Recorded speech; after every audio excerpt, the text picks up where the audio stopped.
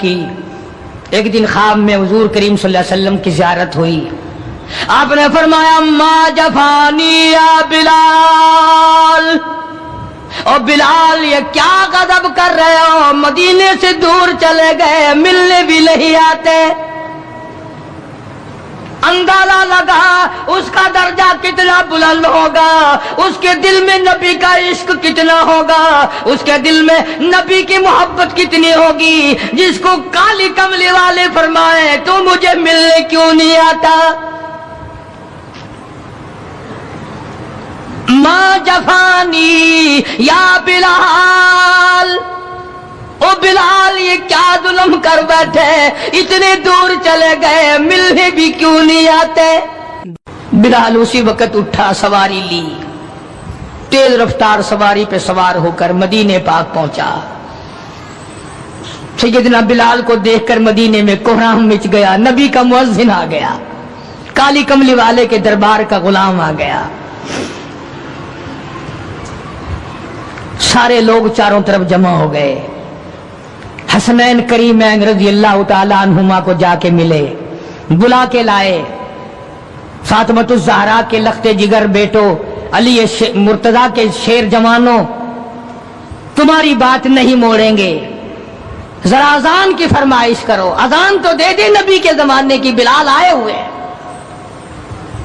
جناب بلال حبشی رضی اللہ تعالیٰ عنہ نے مدینے کی مسجد میں، مسجد نبوی میں کھڑے ہو کر جب اذان شروع کی، مدینے میں کوہرام مچ گیا. عورت مرد باہر نکل آئے، چلو نبی کے اذان زمانے کی اذان آئی ہے، چلو شاید دیدار ہو جائے. سیدنا بلال حبشی رضی اللہ تعالیٰ عنہ ان غریب صحابہ میں سے ہیں جنہوں نے ابتداء اسلام میں بڑے دکھ اٹھائے، بڑی پریشانیاں جھیلی. صرف کہنے سننے کی بات نہیں، اور خداوند عالم نے ان کے مقدر جگائے. اللہ تمہیں توفیق دے، تم سارے کے سارے حج بیت اللہ کرو، مکے جاؤ، جا کے دیکھو جس مقام پہ سیدنا بلال نے کوڑے کھائے، مار کھائی، آج وہاں مسجد بنی کھنی ہے، اور کوڑے مارنے والے جہاں رہا کرتے تھے وہاں بیت الخلا بنا ہوا ہے.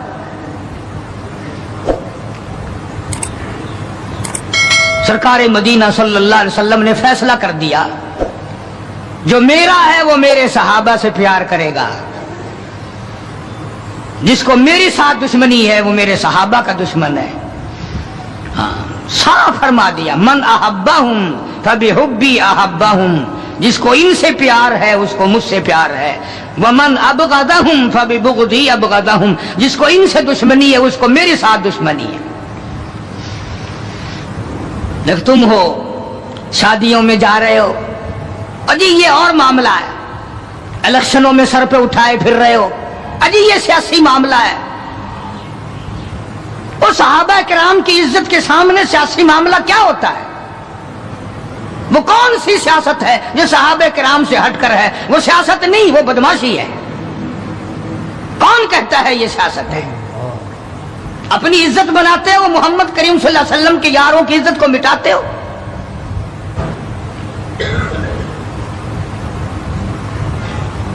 قربان جاؤں ان حضرات پہ، تم تو اب بھی نہیں سمجھ سکے ہوگے میں کن کی بات کر رہا ہوں. او حاجیو، نمازیو، تمہیں ساری زندگی میں آج تک خواب میں بھی مدنی کریم صلی اللہ علیہ وسلم کی زیارت نہیں ہوئی. بلال وہ تھا جس نے اپنی زندگی میں لاکھوں کروڑوں مرتبہ حضور کا دیدار کیا ہے. سرکار دو عالم صلی اللہ علیہ وسلم کے گھر کا ساز و سامان لاتا ہے، اور یہ مرتبہ یوں ہی نہیں ملا، ہاں مفت میں نہیں مل گیا. بڑی مصیبتیں اٹھائی ہیں، بڑی تکلیف جھیلی ہیں. امیہ ابن خلف مکے کا بہت بڑا بدماش قسم کا کافر غلام ہے. امیہ ابن خلف بہت بڑا سردار ہے مکے کا. حضرت بلال رضی اللہ تعالی عنہ اس کے غلام ہیں، زر خرید ہیں. امام الانبیاء محبوب کبریا حضرت محمد مصطفیٰ صلی اللہ تعالی علیہ وسلم کا دیوانہ پروانہ، جان نثار، جان پہ کھیلنے والا بلال، سرکار کے چہرے انور کا دیدار کیا تو کلمہ پڑھ بیٹھا. امیہ ابن خلف کو پتا چلا بلال کو مارنا شروع کیا، سارا دن مارتا ہے،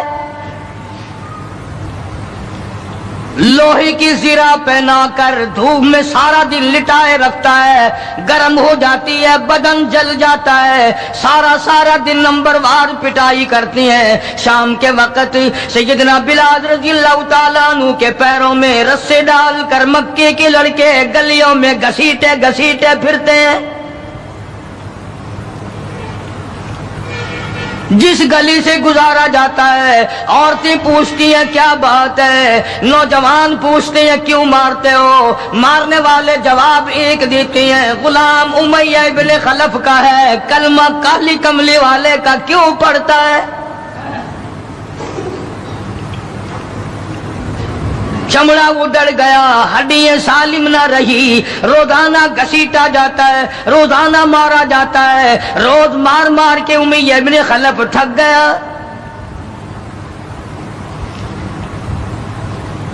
خود بھی دوسرے لوگ بھی امداد کو آتے ہیں کافر کی۔ سیدنا بلال رضی اللہ تعالیٰ عنہ کے گلے پہ پاؤں رکھ کر پورا وزن ڈال دیتا ہے، سینے پہ پتھر کی چٹان رکھتا ہے، کمر کے نیچے دہکتے ہوئے بھڑکتے ہوئے کولے اور شعلے ہیں، آگ بجھ جاتی ہے مگر بلال غریب کو چھوڑا نہیں جاتا۔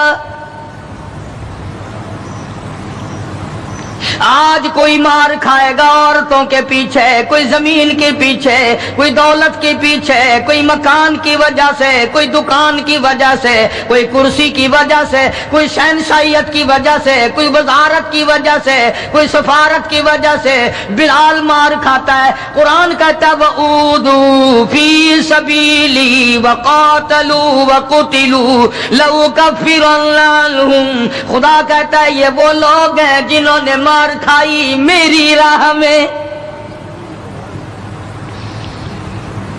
میرے نام پہ مار کھائی، میری وجہ سے مار کھائی، زبان پر مصیبت آئی، جان پر مصیبت آئی، مالی تکلیف پہنچی، بھوک پیاس کی تکلیف اٹھائی۔ خدا فرماتے ہیں میرا بندہ تکلیف اٹھاتا ہے، میں سامنے کھڑا ہو کر دیکھتا ہوں وَأُوذُوا فِي سَبِيلِي، اور میرے بندے میں تجھے دیکھ رہا ہوں، میرے نام پہ تجھے مار پڑ رہی ہے۔ جناب بلال حبشی رضی اللہ تعالیٰ عنہ کی ذات اقدس ہے، مار کے تھک گئے، اکتا گئے، سزا دے کر تھک گئے، مگر بلال اپنے ایمان میں، اپنے یقین میں، اپنی توحید میں، ختم المرسلین صلی اللہ علیہ وسلم کی رسالت میں کسی قسم کی ملاوٹ کرنے کو تیار نہیں۔ تمہیں تو آج اگر تھوڑا سا کوئی کہہ دے کہ اس سال کاروبار میں تجھے منافع اسی لیے تو نہیں ہوا کہ تو نے فلانے بابے کو نہیں مانا، فلانے بابے کی پوجا نہیں کی، فوراً کروٹ بدل جاتا ہے، چلو بھائی اب کے بابے کو ہی مانیں گے۔ یہ وہ بلال ہے جو کسی بابے کو نہیں مانتا، کسی قبر والے کو نہیں مانتا، جو کسی اونچے نیچے کو نہیں مانتا، کسی بڑ کا پجاری نہیں، پیپل کا پجاری نہیں، کسی کھوہ کا پجاری نہیں، کسی جنڈی گھنڈی کا پجاری نہیں، کسی درخت کا پجاری نہیں، چاند سورج ستاروں اور پانی کا پجاری نہیں، وہ صرف ایک اس کائنات کے مالک کا پجاری ہے جو خداوند عالم کی ذات ہے، مار بھی کھاتا ہے۔ قریب سے جناب ابو بکر صدیق رضی اللہ تعالیٰ عنہ گزرے، مار پڑ رہی ہے، اس قدر مارا، گلے پہ پاؤں رکھ کر دبایا۔ ابو بکر صدیق رضی اللہ تعالیٰ عنہ فرماتے ہیں میری آنکھ نے دیکھا بلال کی ایک بالشت زبان باہر لٹکی ہوئی تھی۔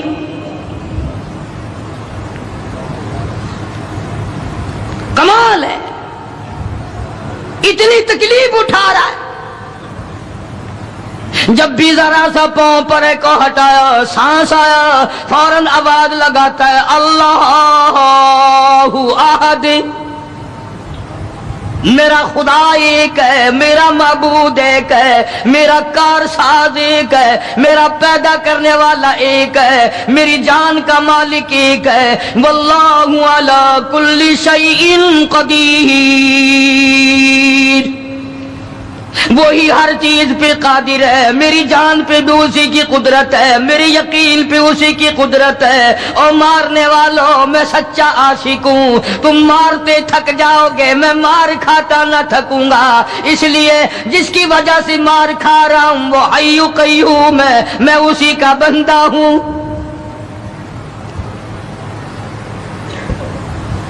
جناب ابو بکر صدیق رضی اللہ تعالیٰ عنہ نے گزرتے گزرتے کان میں بلال کے یوں کہہ دیا، آہستہ اللہ کا نام لے لے، تجھے بڑی سخت مار پڑ رہی ہے، اللہ کا آہستہ نام لے لے۔ جناب بلال رضی اللہ تعالیٰ عنہ فرماتے ہیں مجھے بڑا دکھ پہنچا، تکلیف ہوئی، اور یوں فرمایا اے ابو بکر اور اگر کوئی کہے تو کہے، تو نہ کہو یہ بات۔ انہوں نے کہا میں تیری تکلیف دیکھ کے کہہ رہا ہوں، تجھے صدمہ بڑا پہنچ رہا ہے، تجھے تکلیف بڑی پہنچ رہی ہے۔ جناب بلال حبشی رضی اللہ تعالیٰ عنہ فرمانے لگے ابو بکر میں تجھے کیا بتاؤں، جب میری کمر کے نیچے کولے، میرے سینے پہ پتھر کی چٹان اور میرے گلے پہ امیہ ابن خلف کا پیر رکھا ہوا ہوتا ہے اور وہ وزن پورا ڈالتا ہے، میری جان نکلنے کو ہوتی ہے، مجھے پروردگار کی طرف سے آواز آتی ہے او میرے بلال تیرا کیا حال ہے۔ جب وہ ذات سامنے آئے میں کیسے آہستہ کہوں، اور میرا حال پوچھنے والا خدا ہو میں کیسے آہستہ اللہ کا نام لوں۔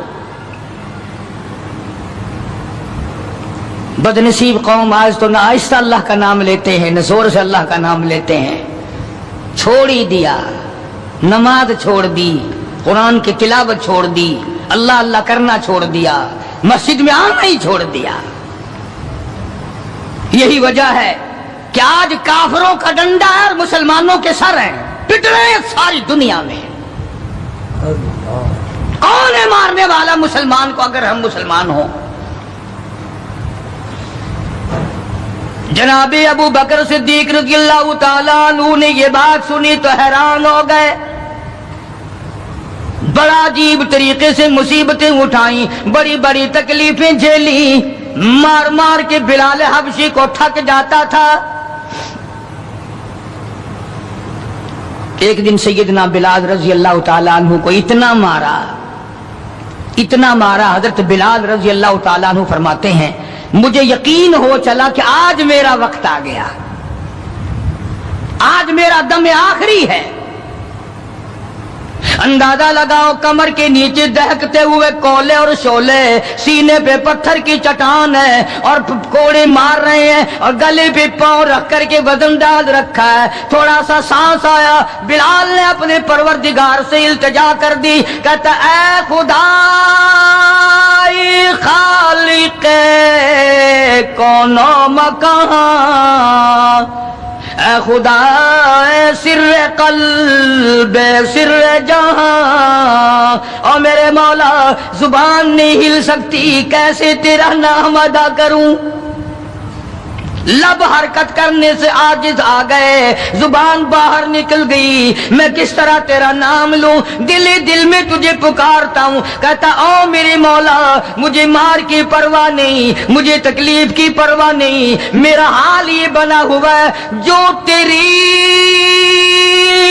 مرضی ہو وہ کر میرا حال، عشق میں ثابت قدم ہوگا بلال۔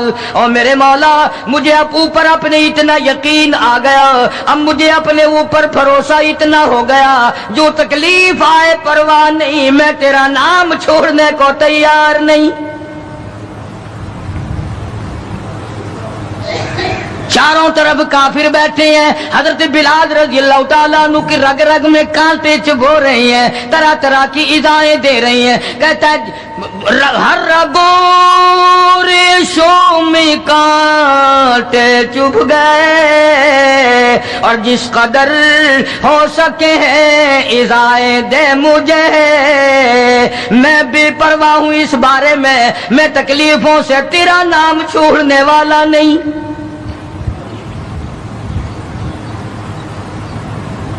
جناب ابو بکر صدیق رضی اللہ تعالیٰ عنہ نے حال دیکھا. آج کا دولت مند رات دن سوچتا ہے دوسرا کارخانہ کس طرح سے لگاؤں, کاہے کا لگاؤں, کہاں لگاؤں, دوسری فیکٹری کہاں لگاؤں, دوسرا کاروبار کس طرح پہ بڑھاؤں. یہ مکے کا دولت مند تاجر ہے جس کا نام ابو بکر صدیق ہے رضی اللہ تعالیٰ عنہ. یہ مکے کی گلیوں میں اس نیت سے چکر لگاتا ہے کوئی مصیبت زدہ مسلمان ہوگا تو دولت خرچ کر کے اس کو آزاد کراؤں گا. امیہ ابن خلف سے صدیق اکبر نے پوچھا رضی اللہ تعالیٰ عنہ کہ یار تم مار مار تھک گیا, اسے بیچ لے. غلام تھے نا حضرت بلال, اسے بیچ لے. امیہ کہنے لگا کہ خرید لو بھائی. تو امیہ ابن خلف کافر نے بڑے پیسے مانگے. صدیق اکبر رضی اللہ تعالیٰ عنہ نے اسی وقت فرمایا کہ چل کے لے لو اپنے پیسے. امیہ جو مکے کا سردار تھا کہنے لگا ابو بکر میں تو تجھے بڑا عقل مند سردار اور ہوشیار تاجر سمجھتا تھا, آج پتا چلا تجھے تو عقل ہی نہیں. جناب ابو بکر صدیق رضی اللہ تعالیٰ عنہ نے پوچھا کیوں؟ وہ کہنے لگا یہ تو میرے ناک پہ لڑا ہوا ہے, مار مار کے میں تھک گیا, دوسروں سے مروا کے میں تھک گیا. اندازہ لگاؤ اور اپنے ایمان کا بھی پتہ کرو, سارا مکہ مارنے والا اکیلا بلال مارے کھانے والا. کہنے لگا یہ تو میرا درد سر بنا ہوا ہے, اگر تو یوں ہی کہتا نا غلام مجھے دیتے میں تیرے متھے مار دیتا, تو انہیں اتنی بڑی رقم دینی کر لی. یہ کوئی تیری عقل مندی ہے؟ کہاں یہ سر پھرا غلام جو کسی کام کا بھی نہیں رات دن مار کھاتا ہے اور اتنی بڑی رقم دینے کے لیے آپ آمادہ ہو گئے. جناب صدیق اکبر سبقت رضی اللہ تعالیٰ عنہ نے فرمایا امیہ میں بھی تجھے مکے کا سردار سمجھتا تھا, آج پتا چلا تو پرلے درجے کا گدھا ہے. انہوں نے کہا کیوں؟ کہ وہ اس لیے کہ ہو بلال اور قیمت یہ مانگی تو نے, بلال جیسی ذات ہو اور قیمت یہ مانگی. اگر آج پوری دنیا کی دولت تو مانگتا اور میرے پاس ہوتی میں اپنی جان دے کر کے بھی بلال کو خرید کے آزاد کرتا. چنانچہ خرید لیا, آزاد کر دیا, دربار رسالت میں پیش کر دیا. جناب حضرت محمد الرسول اللہ صلی اللہ تعالی علیہ وسلم کو پیار آیا. اندازہ لگاؤ بلال کے زخموں کو دیکھ کر آقا دو عالم صلی اللہ علیہ وسلم کو رونا آ گیا. اسلام کے لیے مار کھائی, ایمان کی وجہ سے مار کھائی, اپنے یقین کی وجہ سے مار کھائی, کوئی سیاسی غرض نہیں, کوئی دنیاوی غرض نہیں. جناب رسالت مآب صلی اللہ تعالی وسلم نے اللہ پاک نے اس کا پھل یہ دیا بلال کو, اس کا معاوضہ یہ دیا کہ دربار رسالت میں مؤذن بن گئے. اذان دینے کی جو ڈیوٹی تھی, منصب تھا, وہ حضرت بلال کو ملا رضی اللہ تعالیٰ. جناب مدنی کریم صلی اللہ تعالی علیہ وسلم کی گھر کے خرچے, اخراجات, سودا سلف لانے کی ڈیوٹی حضرت بلال رضی اللہ تعالیٰ عنہ کے ذمے تھی. کوئی کسی محکمے کے صاحب کا سامان لائے گا, کوئی کسی محکمے کے صاحب کا سامان لائے گا, کوئی کسی تاجر کا سامان خرید کے لائے گا, کوئی کسی افسر کا سامان خرید کے لائے گا. بلال تیرے پیروں سے اڑی ہوئی خاک پہ قربان ہو جاؤں, تو شہنشاہ کائنات کے دروازے کا غلام ہے, تو حضور کریم صلی اللہ تعالی علیہ وسلم کا سامان لاتا ہے اور 5 وقت اذان کی ڈیوٹی ہے. آپ صلی اللہ علیہ وسلم کے لیے قرضہ بھی لے کے آتا تھا بلال یہودیوں سے. ایک دفعہ ایک قرضے والے نے جان کر کہ دوبارہ اسے پھنساؤ, غلام بناؤ, حضرت بلال رضی اللہ تعالیٰ عنہ اذان دینے کے لیے تیار کھڑے تھے. یہودی آیا اور آ کے کہنے لگا, یہ جو بدنصیب آدمی ہوتا ہے نا, جس کا ایمان نہیں ہوتا, وہ بے ادبی بڑی کرتا ہے. آج بھی تجربہ ہے اللہ والوں کی, علماء کی, بے ادبی وہی کرے گا جس کے اندر ایمان کی رتی نہ ہو. بے ادبی کے الفاظ وہی بولے گا ایمان کی رتی نہ ہو. تو حضرت بلال کو آ کر کے آواز دینے لگا اور کہنے لگا او کالے. حضرت بلال نے فرمایا کیا بات ہے؟ کہ یا تو کل شام تک پیسے آ گئے ورنہ یاد رکھ تجھے پھر غلام بنائیں گے ہم. جناب ابشی رضی اللہ تعالیٰ عنہ مدنی کریم صلی اللہ تعالیٰ علیہ وسلم کی خدمت عالیہ میں تشریف لائے. عرض کیا کالی کملی والے فلانا یہودی آ کر کے بڑی زبردست دھمکی دے گیا, وہ مجھے پھر دوبارہ غلام بنانا چاہتے ہیں, وہ پھر مجھے پریشان کرنا چاہتے ہیں. میں اب اتنا بڑا قرضہ کیسے ادا کروں؟ میں صبح کہیں نکل جاؤں گا, چھپ جاؤں گا, روپوش ہو جاؤں گا. جب کوئی انتظام ہو جائے اطلاع فرما دینا, میں حاضر خدمت ہو جاؤں گا. ہائے بلال تجھے مبارک ہو, تو سرکار دو عالم صلی اللہ تعالی علیہ وسلم کے قرضے کی وجہ سے پریشان ہے. ذرا سوچیں وہ لوگ جن کو اللہ تعالیٰ نے دولت بخشی ہے, جن کو اللہ پاک نے کھانے پینے کے لیے دیا ہے, کہ ہمارے نبی حضرت محمد کریم صلی اللہ علیہ وسلم نے کن دکھوں سے اپنی زندگی پاس کی ہے. قرض لے لے کر, صرف قرض نہیں, آج ہم یہودی بن کے مر رہے ہیں, عیسائی بن کے مر رہے ہیں, کافر اور مشرک بن کے مر رہے ہیں. ان کی ریس ہے ہر معاملے میں, ان کے طریقے کو اپنا کر کے آج مسلمان نوجوان بڑے خوش ہوتے ہیں. تم نے ہزاروں مرتبہ سنا ہوگا, آؤ شہنشاہ کائنات کا وہ لباس تو دیکھو جس لباس میں حضور صلی اللہ علیہ وسلم کی وفات ہوئی ہے. 11 پیمند اس لباس میں تھے جس لباس میں حضرت محمد رسول اللہ صلی اللہ علیہ وسلم کی اس دنیا فانی سے رخصتی ہوئی ہے. یہ بٹن نہیں لگاتے ہم لوگ, بٹن کی جگہ کانٹے چبھے رہتے تھے, کانٹے چبھو لیے جاتے تھے.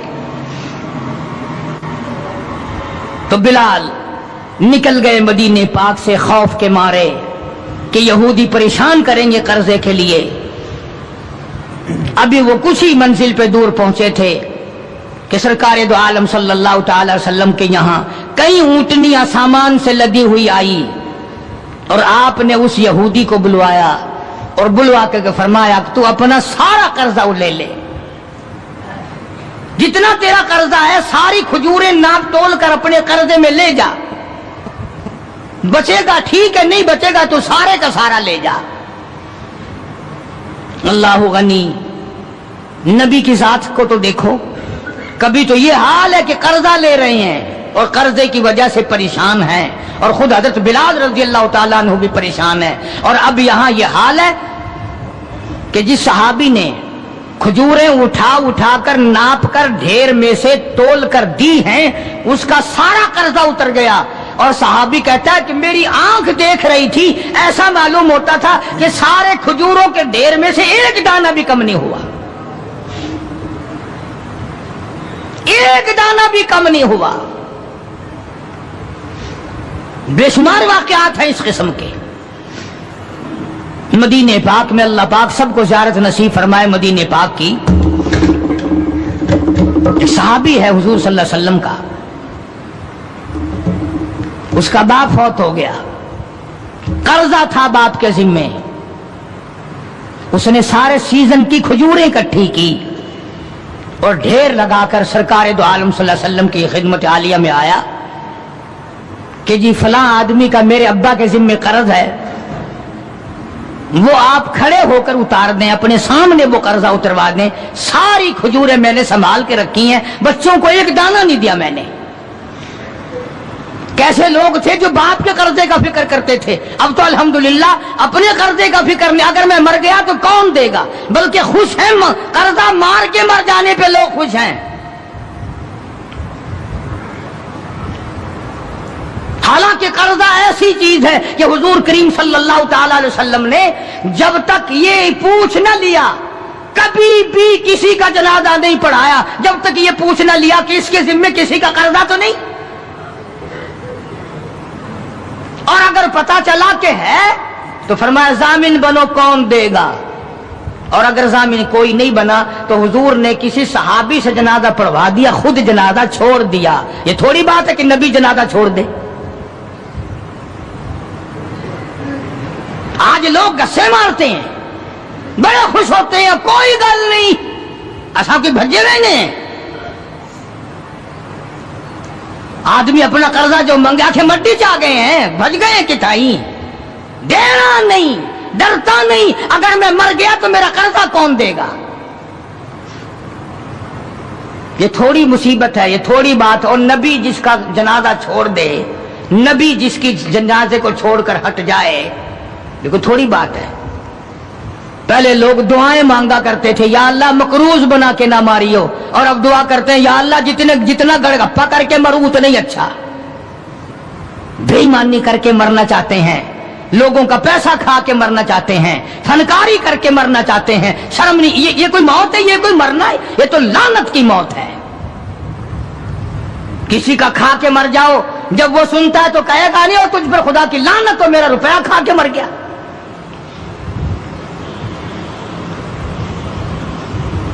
पहले जमाने में दस्तूर था, जनाजा पढ़ने से पहले मरने वाले का बेटा, भतीजा, भाई, वारिस खड़े होकर ऐलान किया करता था कि भाई जिसका लेना देना हो वो हमारे पास आए, देना होगा हम चुकाएंगे, जिसने देना हो वो हमें दे। ऐलान हुआ करते थे कि जो कर्जा मांगने वाला हो वो हमारे पास आए, हम कर्जा देंगे। अब कर्जे का ऐलान तो है नहीं, अब तो ये ऐलान होता है कि फलां तारीख को आना, तुम्हें छोले डालकर चावल खिलाएंगे, कुलखानी होगी। कर्जा कौन उतारे? और अगर कोई आ भी जाए मांगने लगा जी तुसा जानो असा कोई जामिन लगे, ऐसा कोई ठेका चाया है, हमने कोई जमानत उठाई है तुम्हारी।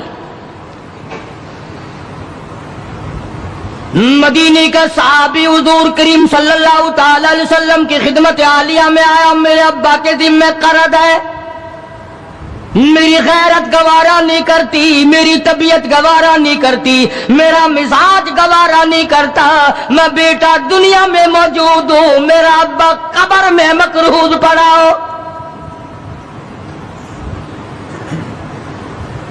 मदनी करीम सल्लल्लाहु ताला अलैहि वसल्लम ने फरमाया, सारी खजूरें इकट्ठी कर ली, घर में कितनी रखी है? बच्चों के लिए कितना रखा है खाने के लिए? उन्होंने कहा घर में, कि जी हाँ, कि अल्लाह और उसके रसूल का नाम रखा हुआ है, सारी खजूरें मैंने यहां इकट्ठी कर रखी हैं।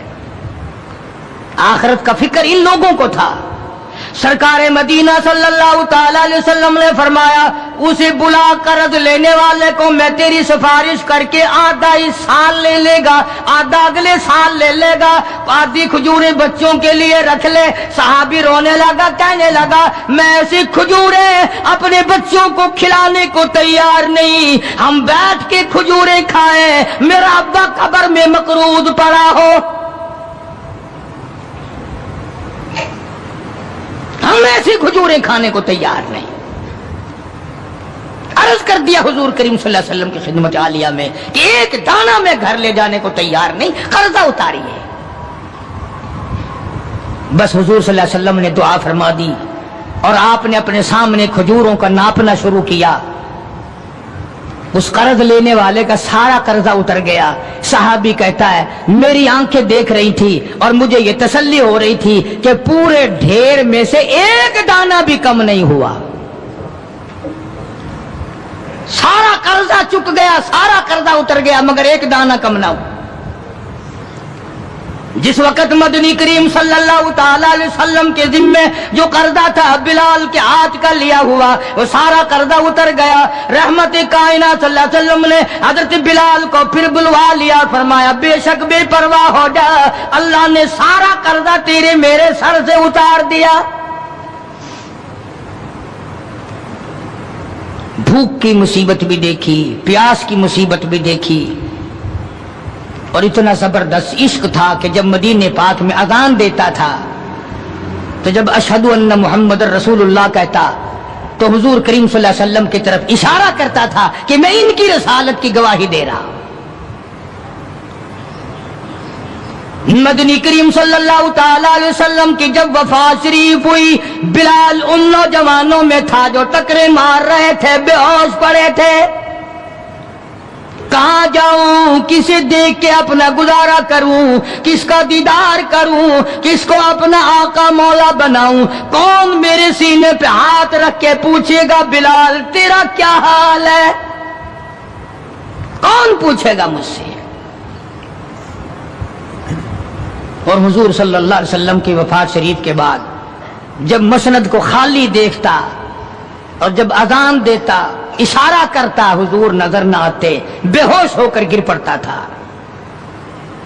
उन्हें मोहब्बत थी, उन्हें लगन थी, उन्हें सोजो गुदाज था, उन्हें इश्क था। उनके दिलों में अल्लाह तबारक व तआला ने जनाब रसूल अकरम सल्लल्लाहु अलैहि वसल्लम की मोहब्बत की मोहर लगा रखी थी। आज हमारे दिलों पे मोहर माल की है, दौलत की है, पैसों की है, दुनिया की है, कुर्सी की है, इख्तिदार की है, सरकार की मोहब्बत की मोहर नहीं है।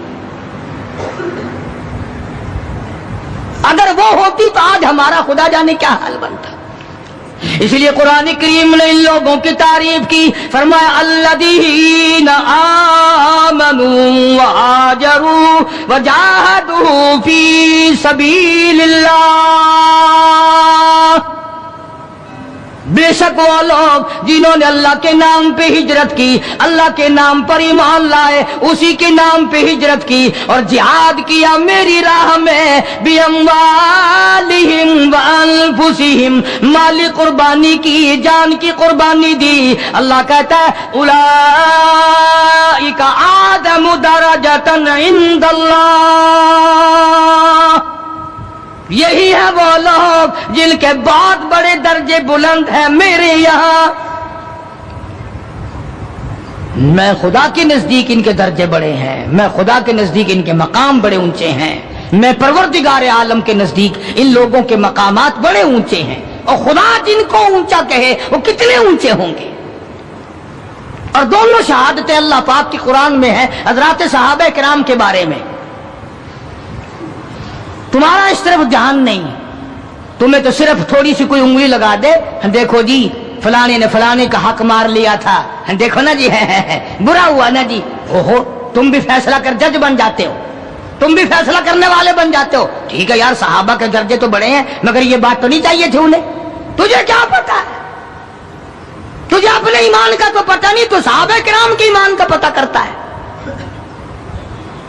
सारी उम्र गू खाते गुजर गई, हराम का पेशाब पीते गुजर गई, हम सहाबा किराम के फैसले करेंगे? और फैसला करने वाले हम, और फैसला नबी के यारों का, नबी के दीवानों का, नबी के परमानों का।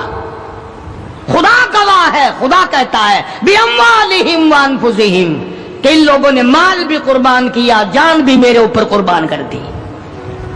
खुदा गवाह है, रसूल गवाह है, कुरान गवाह है। तुम सहाबा किराम में 1 करोड़ ऐब निकालो, कोई सहाबा के दर्जे को नुकसान नहीं पहुंचा सकता।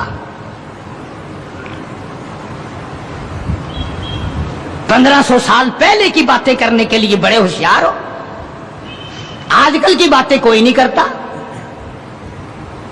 कैसे करें? इंशाअल्लाह शाम जेल में होगी। आजकल की बातें करो ना, किस महकमे में क्या हो रहा है, किस जगह क्या हो रहा है, क्या कर रहे हैं वुज़रा, क्या कर रहे हैं सुफरा, क्या कर रहे हैं बड़े बड़े अफसर। उनकी बात नहीं करते, रिसाले छापे फिरते हैं सहाबा किराम के नाम पर।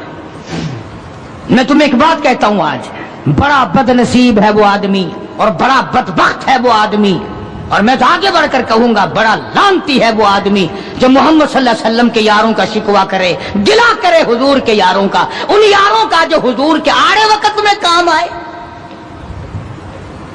जिन्होंने हुजूर सल्लल्लाहु अलैहि वसल्लम के साथ होकर अपने पेट पे पत्थर बांधे और फाके काटे, मसाइब झेले, प्यासे मरे, भूखे रहे, उनका गिला करते हो।